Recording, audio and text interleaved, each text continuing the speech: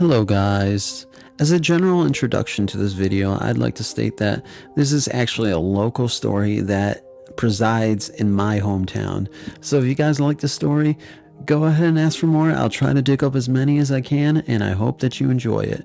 Thanks, and don't forget to leave a comment, subscribe, and let me know what you think about this kind of stuff, because this is the kind of stuff that I really enjoy. Let's get on with this.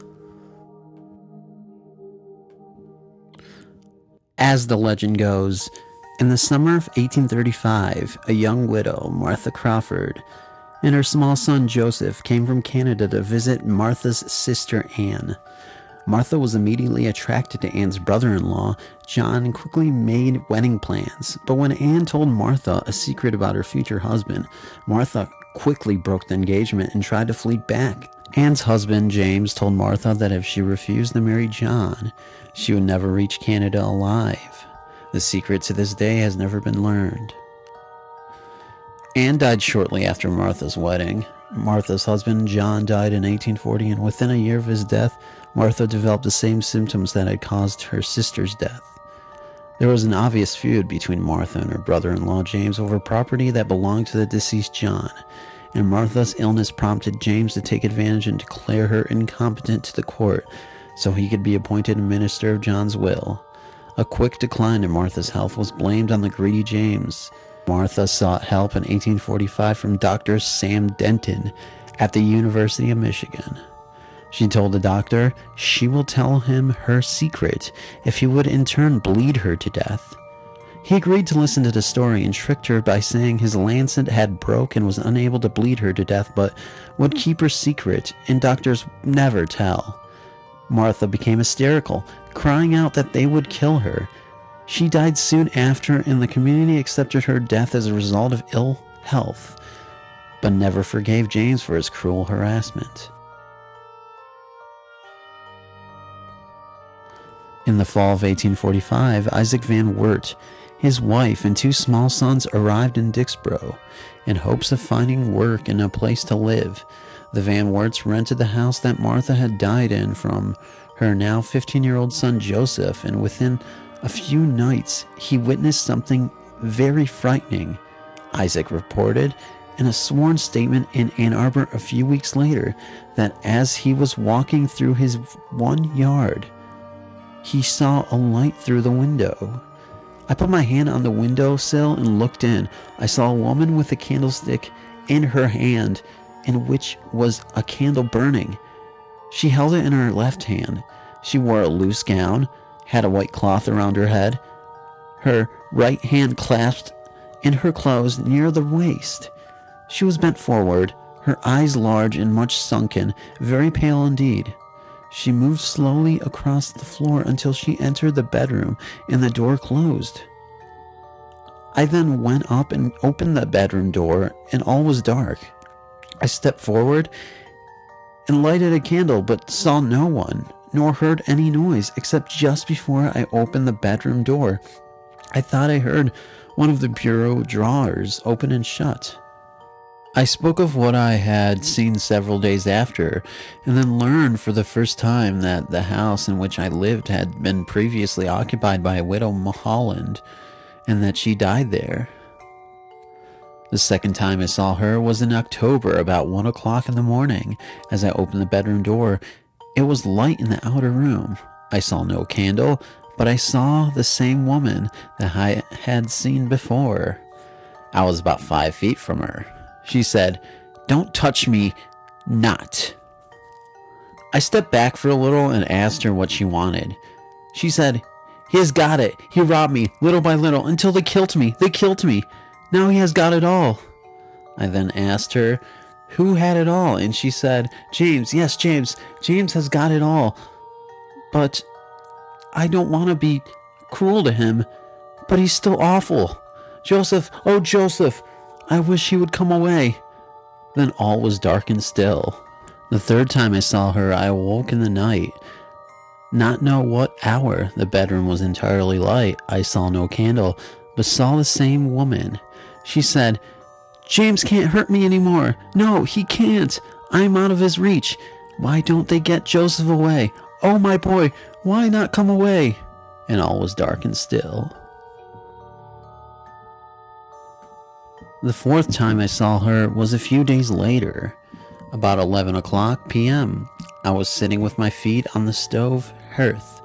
My family had retired, and I was eating a lunch, when all at once the front door stood open and I saw the same woman in the door, supported in the arms of a woman whom I knew. She was stretched back and looked as if she was in the agonies of death. She said nothing, but the man said, "She is dying. She will die." And all disappeared, and the door closed without noise. The fifth time I saw her was a little after sunrise.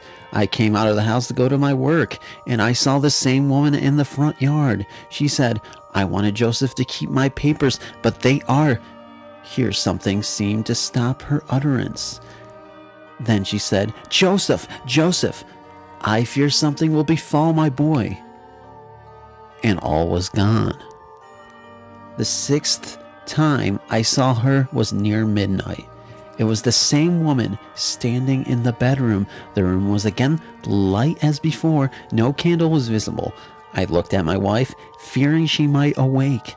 The woman then raised her hand and said, "She will not awake." She seemed to be in the great pain. She leaned over and grasped her bowels in one hand, and in the other hand held a phial containing a liquid. I asked her what it was. The doctor said it was balm of Gilead, and all disappeared. The seventh time I saw her, I was working at a little bench.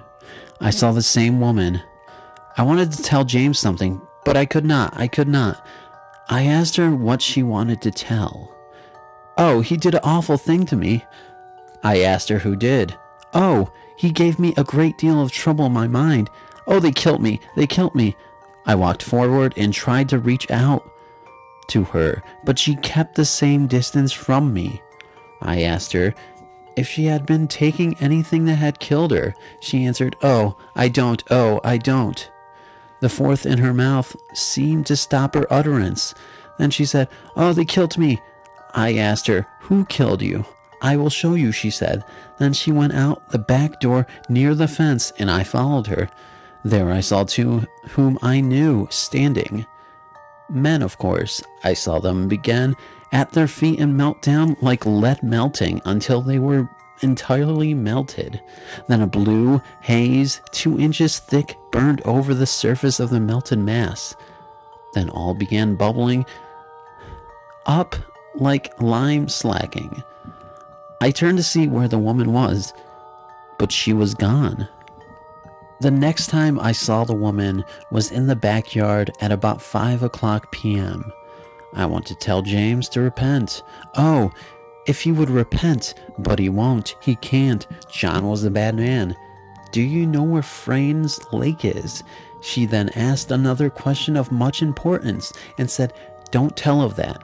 Van Wert later revealed that this later question pertained to a well at the corner of Main and Mill Street, directly across the street from the Dixboro General Store and near Martha's house. I asked her if I should inform the public on the two that she had killed her, and she replied, "There will be a time, the time is coming, but oh, their wicked end." The last time I saw her was on the 6th of November about midnight in the bedroom. She was dressed in white. She looked very pale. She said, "I don't want anybody here," and then muttered something I did not understand, and then she said, "I wanted to tell a secret, and I thought I had." And then she was gone. The Van Werts moved out of the house the next day. The above was duly sworn to before William Perry, Esquire, at Ann Arbor, December 8th, 1845.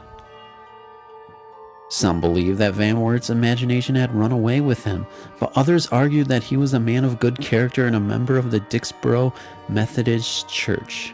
When Van Wert's statement was released to the public, the residents of Dixboro demanded that Martha's body be disinterred to determine if she had died of poisoning, and it was done. At a coroner's inquest in January of 1846, a verdict was handed down, stating that the deceased had died of poisoning administered by the person unknown. Frane's Lake and the well at Main and Mill Streets were searched for bodies, but none were found. While there was no concrete evidence to prove that James Mulholland was guilty, he disappeared from the area and was never seen again. His property was sold at sheriff's sale in 1852. Joseph, upon reaching the age of 21, was owner of his mother's property. In the 1850 census, he was listed as a farmer living in Superior Township and owning property worth $1,000. Today, most of us would give this story little credence, but in the mid-1800s, many held a firm belief in the supernatural. The Ypsilanti Sentinel and the Ann Arbor True Democrat printed accounts of Martha's mysterious visitations in 1846.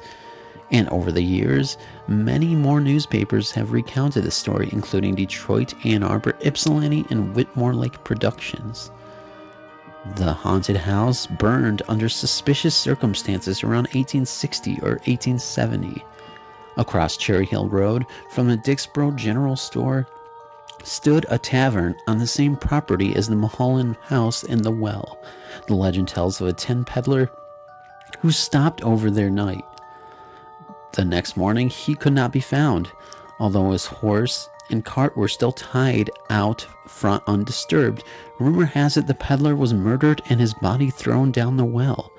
Could this have been part of the secret Anne revealed to Martha? That either James or John were responsible. Although no body was ever discovered, the well was filled in, and the Mulholland name was always connected with the suspected murder. Emmett Gibb, who ran the Dixboro General Store from 1924 and continuing for many years, told a reporter in the 1960s that on a still cold night, one might still hear the tinkle of the peddler's bell if one listened carefully.